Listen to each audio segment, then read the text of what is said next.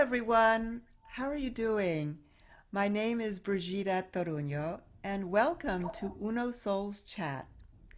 As we are all adjusting to this greatly changed societal situation, I've been called to chat with Uno Souls, and they are beacons of light in our community. They were beacons of light before COVID-19, and they continue to be just that. We want to connect all of us together in hope, courage, and love. I am honored to be chatting today with Lisa Kimball, an Uno Soul, and she is the executive officer of the Arc of Loudoun. Welcome, Lisa. Thank you so much. I am so delighted to be with you. Thank you so much for inviting me. Oh, absolutely. I'm so glad you're here. Tell me, how have you been doing during this time? How have you been coping? Gosh, wow. Personally, just really trying to make sure that I focus on self-care, and professionally making sure that I'm giving my staff every opportunity to focus on self-care, to take care of ourselves and each other. I think that self-care has gotten kind of a bad rap. Self-care isn't selfish. As a matter of fact, it's just the opposite. It's selfless. And in Mm. order to get through stressful times, and I don't know that any of us have lived through a whole lot that's been more stressful than this on a grand scale, taking care of ourselves, checking in with ourselves, making sure that we're staying really grounded Mm. and in touch with in touch with the earth, in touch with each other. And I love the whole idea of Uno Souls because we are one soul. Some of us shine brighter at different times, but we really are just one. So how am I coping? Trying to remember that, trying to remember Oh. we are just one and that we take care of ourselves and each other. And in terms of the Arc of Loudoun, wow. First of all, I want to explain. As Yes. Chief Executive Officer, my job is to understand what all of the staff needs, Mm. to understand why they need it, so I can make a compelling argument to the board if I need to, Hmm. get what's needed, get out of the way so the smart people can do their jobs. So I have the best job on campus by far because I get to enable as much as possible and then just get back and watch. So what's Right. happening here is truly remarkable. It always is, but in this world of COVID, it's even more so. Yeah. Yeah, I'd love to hear what the ARC does. Can you explain that for us, please? Absolutely, I'm honored to. So the Arc of Loudon has actually been around since 1967. And Wow. for the majority of the organization's life, its focus was advocacy and education. So Mm. working with families to make sure that they've got all of the benefits and entitlements that an individual with disabilities may be eligible to receive. And Mm. then helping walk through the world that is very different if you have a family member with disabilities. Mhm. Much more recent years, just over the past decade plus, maybe 12 or 13 years, the ARC has really expanded. So we now have five primary programs. Wow. In addition to the advocacy that we do, which is a major part of what happens here, we also have a preschool on campus, Open Door Learning Center Preschool, and that is an inclusive school. It's intentionally integrated. We have students from ages 2 through 6, 7 in the summertime. Mhm. And a lot of our students there do have some type of an intellectual or developmental disability, maybe that it's diagnosed, maybe just that mom and dad know that something's just not developing the way that it should. So Mhm. there's a lot of really neat work that goes on there in a very small ratio capacity. So one student to four, or other way, sorry, one instructor to four students, and sometimes even more support than that if a particular student has some real special needs. Okay. We also have a behavior clinic on campus, the Aurora Behavior Clinic. Mhm. The idea of the clinic is that similar to going for physical therapy, you would be coming for applied behavioral analysis therapy. And the idea there is that the staff works to really enhance all of the good things, all of the really positive behaviors that we want to see in children and adults, and to help kind of expunge some of those negative behaviors. And we also work a lot on social skills. Very often, children on the spectrum, people on the spectrum of any age, autism spectrum disorder, really struggle with social skills and being able to make their way in the world, just in terms of being a good neighbor. So that's a lot of the therapy, a lot of the work that's done there. The That's great. Ability Fitness Center on campus is, we say it's one of Loudoun's best kept secrets, and we don't mean for it to be a secret. We really are hoping to spread the word. The fitness center is an adaptive fitness center, and it is geared toward people that have some type of neurophysiological deficit. So it's kind of like going to Gold's Gym. You're going to pay a monthly fee and you're going to go to the gym, but it's all of that on steroids, as I like to say. So you're going to a gym that is filled with all kinds of highly specialized equipment, and personal trainer is actually PhD level neurophysical therapist. Oh, wow.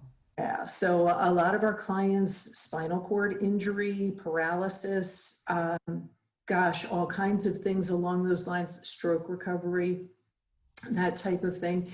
And also folks that have been diagnosed with some type of a degenerative disorder. It could be MS, could be Parkinson's, and they go to the gym and work out and maintain as much balance, flexibility, and function as they possibly can. So that's a real gem in Loudoun, and we would love for more people to know about that. There's plenty of room for more, and I'll get into the COVID aspect of how we're running these programs. The last program that we have on campus is the Aurora School. Aurora School is a private day placement contracted with 9 different school systems: DC, Virginia, West Virginia, Maryland. And students come here for the day for school, and it's the academics that you would expect in cases where students have academic goals, but it's really focused on behaviors, on working around cognitive disabilities that a child may have. And I say working around in terms of finding the best ways for that child to learn everything possible, life skills, whatever it is, in addition to whatever academic goals are appropriate, and then go from there. So unfortunately, because of space, it winds up being highly competitive to get a spot in the Aurora School. There's 47 students on campus, and there's always a wait list. So always looking for ways to make more room. Okay. Back to the COVID thing. Yeah. So Aurora School isn't on campus right now. Okay. It's heartbreaking. It's just killing us. Families who are trying to figure out distance learning in the best of circumstances with the most able, linear, sequential, ready to do the work kind of a student, it's a challenge. For our families and our students where behaviors are a real challenge, where there may be underlying physical conditions, some medical fragility perhaps, it's a real challenge for families. I could not be more proud of the Aurora staff. When we found out in March that we were going to have to close down, we immediately pivoted to working online. Okay. The Aurora School is year round, so you don't have a summer break. You just keep on working. And the staff has just continued to grow and build and improve on everything that we do. So right now, fully virtual, all of their students are getting a minimum of 5.5 hours a day of instruction. Plus, there's all kinds of group work that's happening. We play games, we get on Zoom so that everybody gets a chance to see each other and interact. We get a lot of the families involved as well, whether it's bingo or Zumba class or whatever that is. So That's been a real gift. And that's the biggest change for us at the Arc, Mhm. is that the Aurora School has had to go all virtual. Oh, okay. Okay. It's, Yeah, that's it's not easy, but boy, it's working. Thank goodness it's working. well, what a comprehensive program or programs that you have. It sounds so important. Wow. Yeah, thank you for explaining all of that. Sure, sure. Lots going on here. And again, my job is just to, get the stuff, get out of the way. When I say we, I pretty much mean my staff. Yeah, It's the staff that's getting all of that done. that's right. That's right. Yeah. Yeah, but your leadership makes a big difference. I'm sure about that. Yeah. Thank you. Thank you. Well, and, you know, to your earlier point, it's about leading with kindness.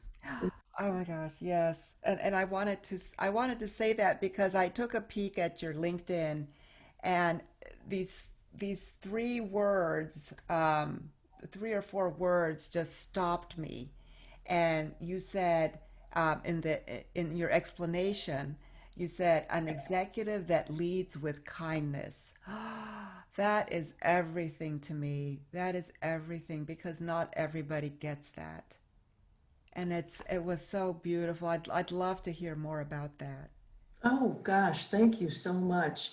Yeah, it, we're here to to play and have fun and love and learn, and especially right now with the political climate in our country and around the world, it's really, really hard to just be nice, but it can be more important. It's absolutely hypercritical right now. So in the past, when our country has come across a common enemy, we've been able to really rally around each other. We put our differences aside. We really help each other out and give each other a leg up. And unfortunately now with COVID, with this pandemic, because it has become such a politically charged challenge, gosh, people are just being really mean to each other.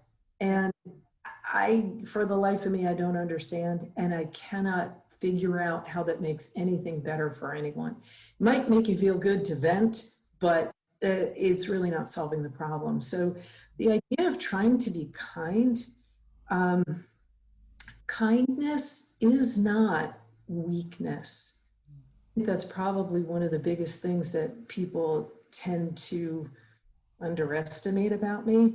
I'm not as nice as I might look. There's a real big difference between being kind and being nice and then just being weak, allowing yourself to be pushed around or pushed over.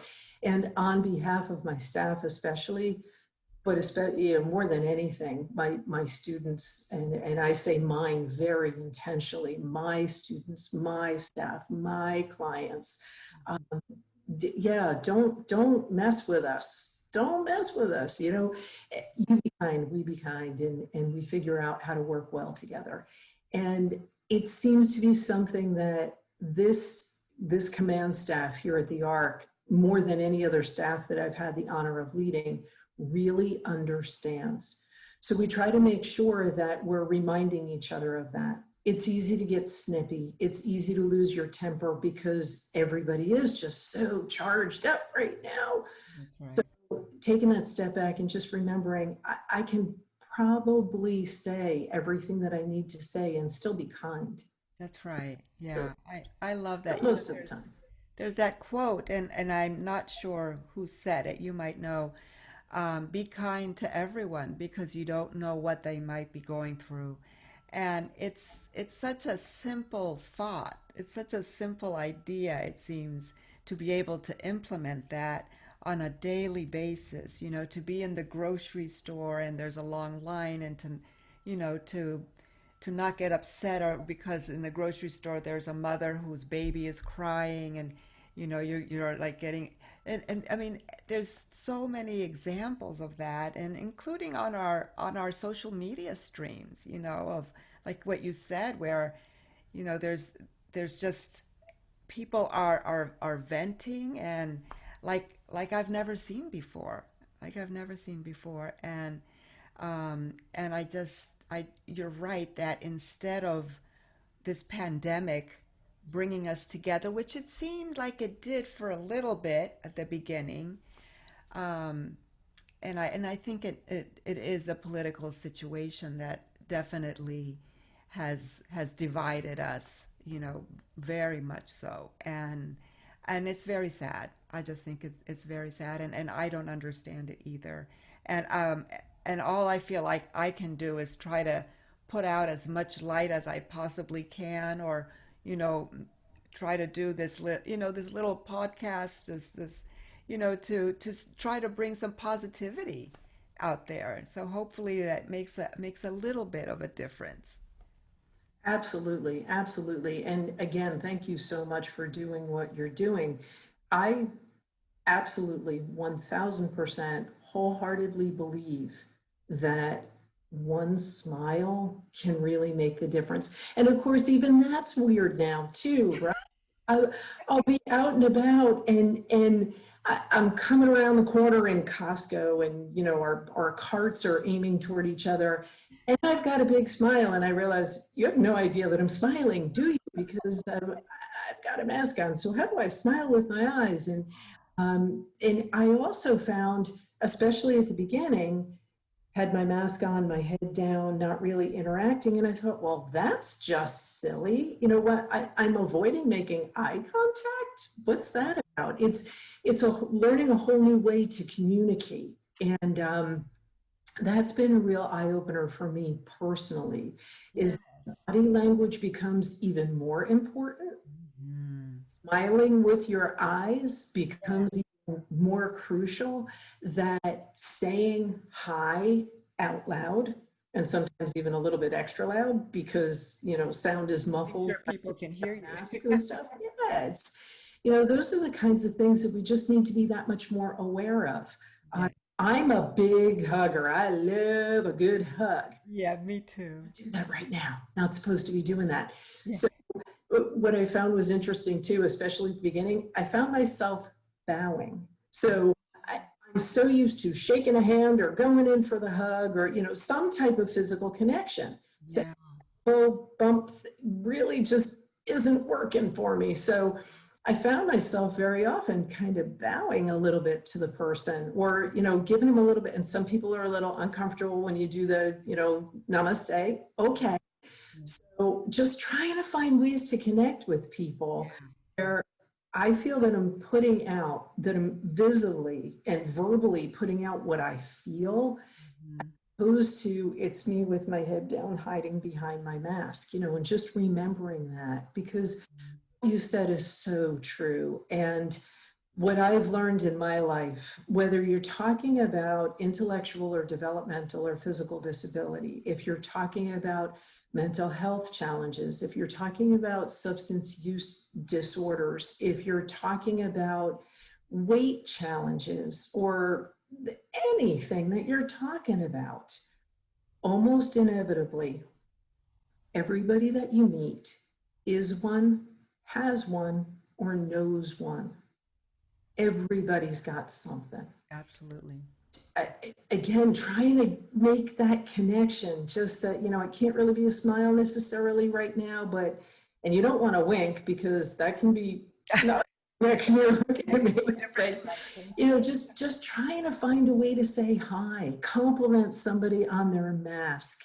Um, it, it can make all the difference in the world because we're all going through stuff. That's right. Even if somebody's at a point in their life where they are very lucky, physically, emotionally, they're doing okay, their families are well, just because it's such a charged environment right now, that extra little touch of kindness or gentleness really goes a long way. And I have to say the biggest challenge for me is when I drive. I, Mm. I'm not a patient person. Mhm. Drive, I kind of want, get out of the way. And even that, just trying to remember, even though that person can't hear me, don't put that energy out. Just, slow down and let the person in. Not going to be a problem. So just really trying to stay aware of all of that. And hopefully by example for my own children, my grandchildren, For my staff, hopefully by example, leading with kindness will really get people moving in that direction a little bit more than we have been. Yeah, I love that, Lisa. That's awesome. What a wonderful way to go through life, really. Yeah. Thanks. What I'd love to know, what are you grateful for? Oh my gosh. Personally, my health. Yeah. It always sounds a little dramatic to me to say that I'm a survivor, but I am. I have survived cancer. I've had other physical challenges, and I am enormously blessed. What am I grateful for? Being born in Oh. the best place in the world during my lifetime, talk about being able to pick and choose where you'd want to be when you come down to this planet to play for a little while. Where do you want to be? Oh, let's say, Northeast US. Yeah. Let's say, come into a family that's rock solid with a dad who has a great profession and is able to earn a nice income, never having to question my gosh, any of it, never having to question my citizenship, all of it. I'm an unabashed patriot. I love our country. I love where I live. So I'm always grateful for that. That's But, great. breaking it down into smaller pieces, being here, being at the Arc, being able to witness on a moment by moment basis, literal miracles happening. Yeah, a little one who never made eye contact, did not did not ever ask for anything, completely nonverbal, seemingly unconnected, completely disconnected from their own family. And then you see that same little person not too long later walking around outside and holding somebody's hand and chit-chatting and how are you? And it's miraculous. How So sweet being is able to be a that? part of that is just, it's a dream. It That's really is. wonderful. Wonderful. Yeah, Lisa, through this time I've for me it's I love the idea of the little moments of joy, that we can find. But in this last month my mantra became a little bit just beyond joy. And it's what I call moments of savoring the deliciousness. Oh, And love it. so it's obviously, it could be about food. People think of savoring food, and that's a wonderful thing. That's great. But it's everything, anything that provides deliciousness to our senses. Like a conversation, a beautiful conversation like you and I right now. This to me is a moment of savoring the deliciousness, or a beautiful walk in nature and seeing a butterfly, or a beautiful flower, or things like that. So, do you have a moment of savoring the deliciousness? Every single morning when I get in the shower, seriously, seriously. I'm a water dog anyway. I love water. I love being in the, if I'm cranky, put me in water. It's just always been, that's my happy place. But I make it my mission every morning, no matter how I feel, no matter how much my phone is blowing up or whatever else is going on, when I get in the shower, to really just ground down and take the time to express every little ounce of gratitude that I can squeeze out. This beautiful warm water, the delicious smell of soap and shampoo, and oh, I got a new face scrub. Isn't this so much fun? And it's a really easy place for me to just bring it down to that base physical level. I can feel it. I can smell it. I can see it. Hopefully I don't taste it, in my mouth, but like just really trying to soak that in. And I work really hard, not just to feel all of that gratitude, but to really kind of live in that heart space and bring that out of the shower with me. Yeah, that's great. My little prayer is always that I pray that everyone everywhere has the opportunity, has the option, has the choice to be in a nice, warm, delicious shower, that they can savor that moment whenever they want, wherever they live, that there's no drought, that there's no shortage of water, that they've got the electricity and the gas and the anything else. I mean, that to me is that moment that I'd love to be able to share. Yeah, everybody gets the opportunity whenever they want. Just take a really nice hot shower. Yeah, I love that, Lisa, because and especially the thought of first thing in the morning and then to carry all those, those great moments through the rest of the day, and that adds to the kindness of the day, right? Hopefully, yeah. Yeah. Hopefully I can really keep myself cloaked in that warm shower feeling for more than Yeah. a couple of minutes, but Yeah. it's an easy thing to return to as well. Right. Moments where you just really just, okay, give me 5. I need to take a deep breath. I need to just ground down a little bit. And being able to just envision that feeling, this beautiful warm water, and it smells so nice and everything's so clean, and just being able to relive that moment Yeah. is that can really be very helpful. Yeah. Oh, great. Thank you for sharing that. Oh, my pleasure. I'd love to hear about Shocktober. I have to, in full transparency, say that I have never been because I'm scared of haunted houses. And I've heard that that it's like magnificently scary. And so I'd love to hear, obviously now we're in COVID and fundraisers have, taken a different type of a direction. But can you tell us about that? Absolutely, I'm honored. So I share your fear.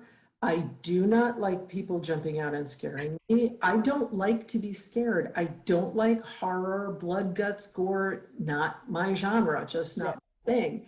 And Shocktober it's seriously PG-13 and above. It's it was named the 5th scariest haunted house in the US by Travel and Leisure. Wow. We've won all kinds of different awards and so on and so forth.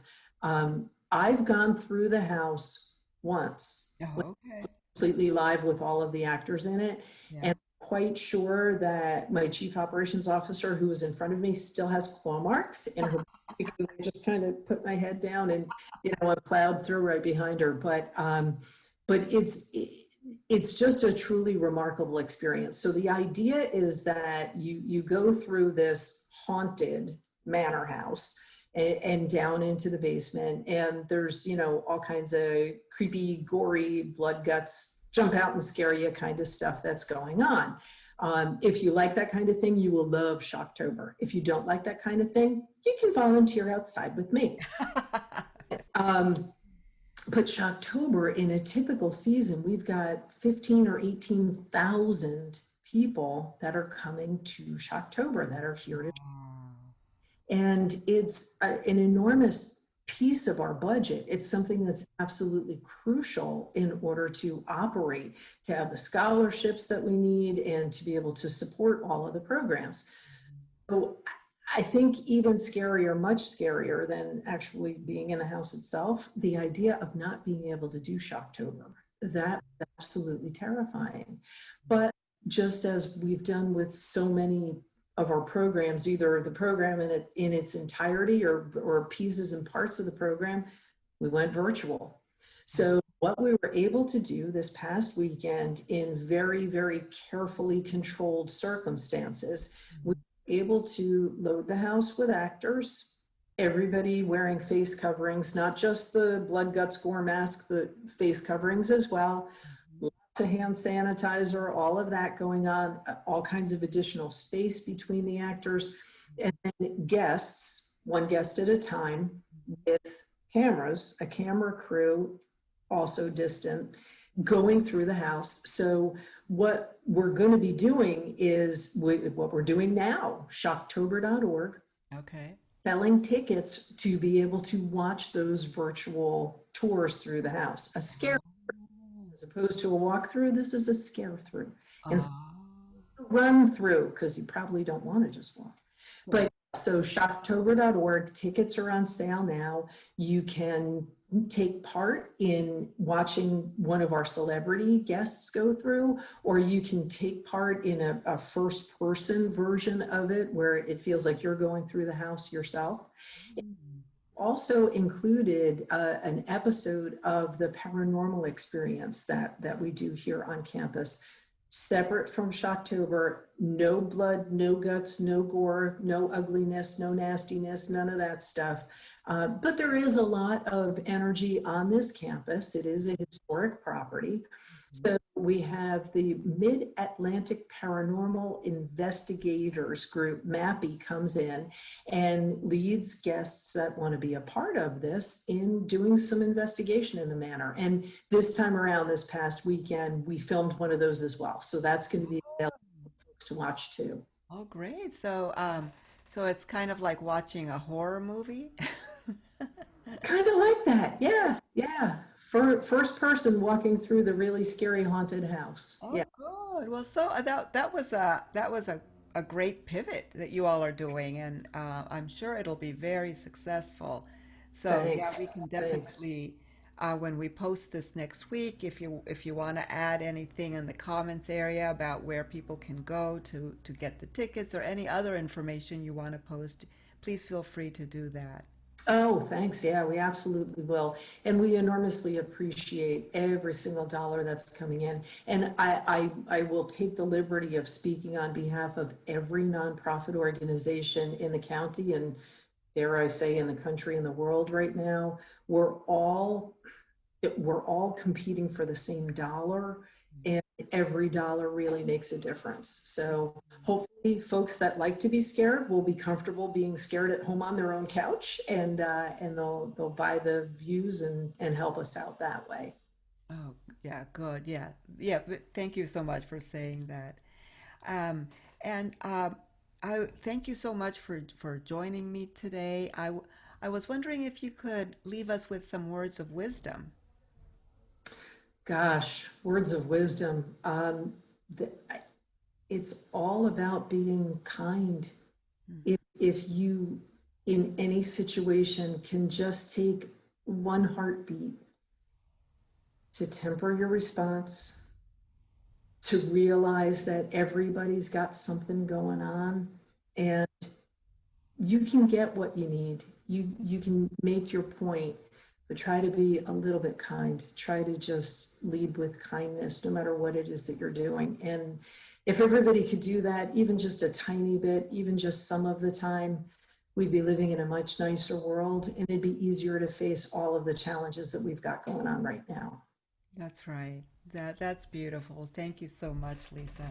This is My a pleasure. wonderful time to love each other, to unite, and to strive towards living in peace. And I'm so grateful that you joined me, Lisa. I honor the light in you. Thank you so much, and you as well. Love it. Thank you, Lisa. Bye-bye. Thanks. Bye bye. Thank you so much for listening to Uno Souls Chat. You can find us at www.unosouls.com and on Facebook, Instagram, and Twitter. I would love to hear from you if you would like to chat with me. Have a beautiful week and see you at the next episode.